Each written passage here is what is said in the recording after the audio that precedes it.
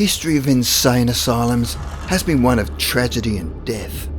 Beginning at the end of the 18th century, facilities which accommodated the mentally and criminally insane spread throughout the world like a scourge.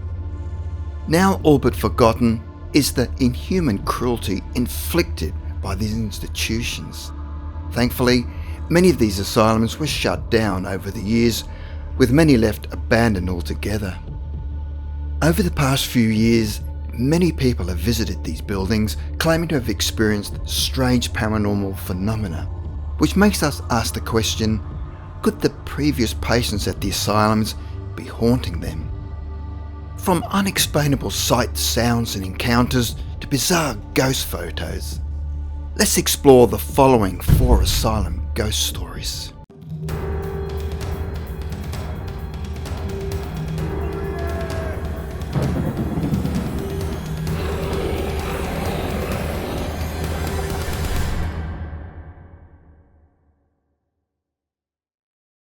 Number 4. Pennhurst Asylum. Pennhurst Asylum, located in Spring City, Pennsylvania, first opened its doors in 1908 as a refuge for children with mental disabilities.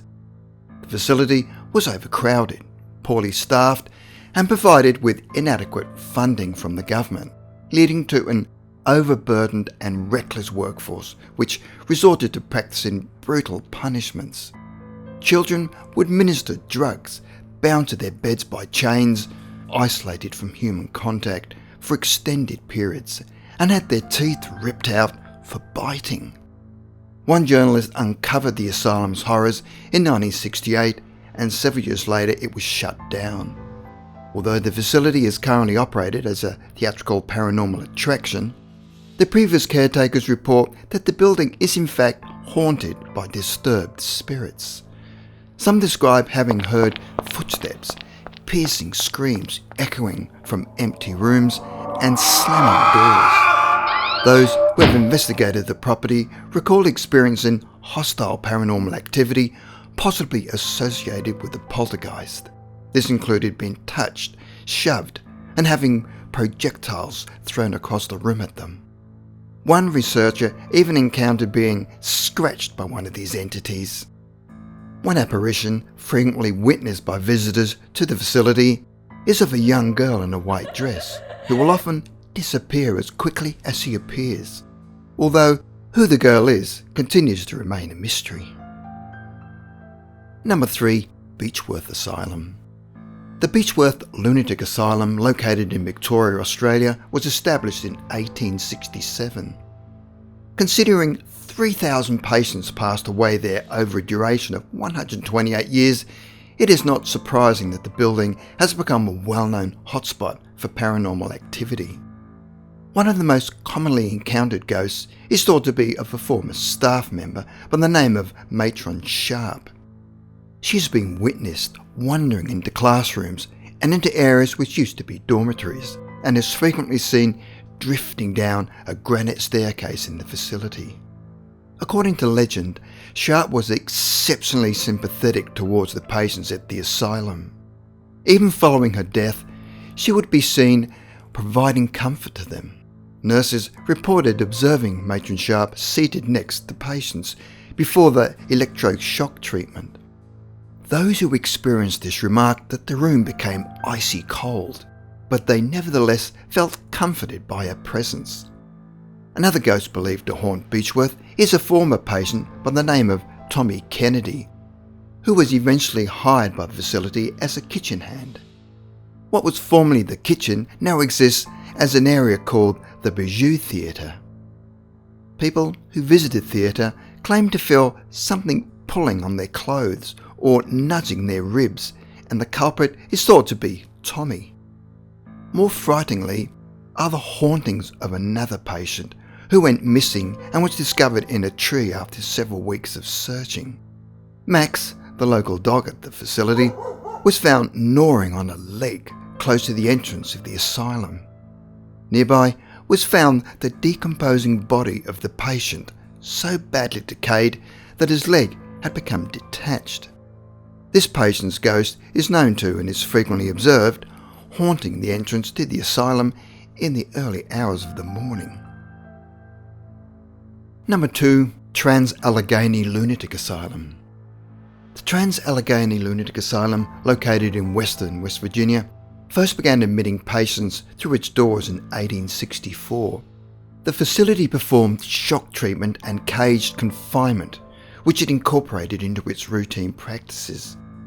Crude ice pick lobotomies were also performed, which involved piercing and separating the prefrontal region of the brain from the rest of the brain with a long, sharp instrument inserted through the eye socket. With Trans-Allegheny now operating as a public attraction, there have been many reported sightings from visitors, tour guides and investigators of apparitions depicting nurses, patients and doctors wandering the halls of the asylum. The foreboding disembodied shadow of a fallen Civil War soldier is also a common sight on the property. But the most renowned encounters at the facility are with the ghost of a young girl by the name of Lily. She discreetly makes her presence known to visitors by moving around a small collection of toys located in a paint-peeled room dedicated especially to her. Lily, however, isn't the only child whose ghost roams Trans-Allegheny. Many other reports have been made of children wandering the upper floors, tailing people around the facility and on occasion even pursuing them to their homes.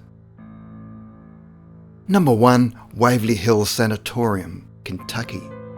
In Louisville, Kentucky, sitting atop a giant hill, rests the Waverly Hills Sanatorium. This foreboding fortress of horror, in its disintegrating state, casts an eerie shadow upon the city that sits below. The atmosphere of the surrounding area continues to be tainted by its dark and chilling history. Waverly Hills Sanatorium was constructed in 1924 as a replacement facility to a hospital that existed at the time, which became overpopulated due to the rapid spread of disease not unlike the plague, tuberculosis.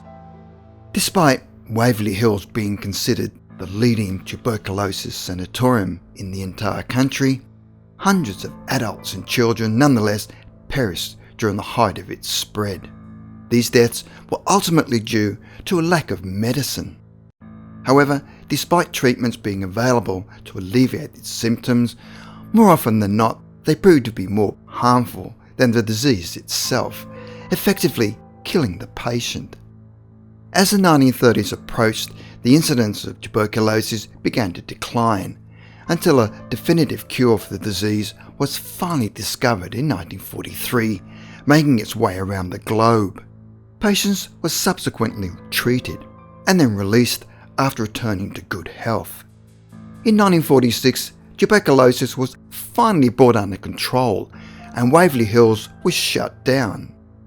But this is not where the story ends. In 1961, the facility was reopened as the Woodhaven Geriatric Sanatorium. Throughout the facility's operation were many tales of patient abuse and mysterious experiments. By 1982, it was shut down completely. Today, the facility lies abandoned, ravaged by the passage of time. Considering that over 64,000 deaths occurred under its watch, it's no surprise that Waverly Hills is regarded as one of America's most haunted asylums. Its massive death toll, if that isn't enough already, isn't even considered to be the only basis for its hauntings. It is also suspected by many that satanic rituals have been performed within its walls. Shadowy figures are said to lurk within the corridors of the facility, coupled with the echoes of disembodied voices and the slamming of doors. Here's some of the well-known encounters at Waverly. Main entrance. An elderly woman is frequently observed as a spectre, crying out for help with blood dripping from her chained wrists and ankles. The third floor. Many, depending on who you ask, describe either a ghostly young boy named Robert or a girl named Mary, which haunt the third floor. Often people report witnessing one of these ghostly apparitions as they play with a ball, while others have just heard the bouncing of a ball down the stairs. The roof. The distant voices of children are frequently heard sing the nursery rhyme, "Ring Around the Rosie," up on the roof. The 5th floor in room 502. There are stories of a tragic suicide that occurred in 1928 of the head nurse at the facility who was found hanging from a light fixture in her room 502. She was 29 years of age and was purportedly pregnant and unmarried. Her despair over her situation prompted her to end her own life. It was not known how long she might have been hanging in her room before a body was found.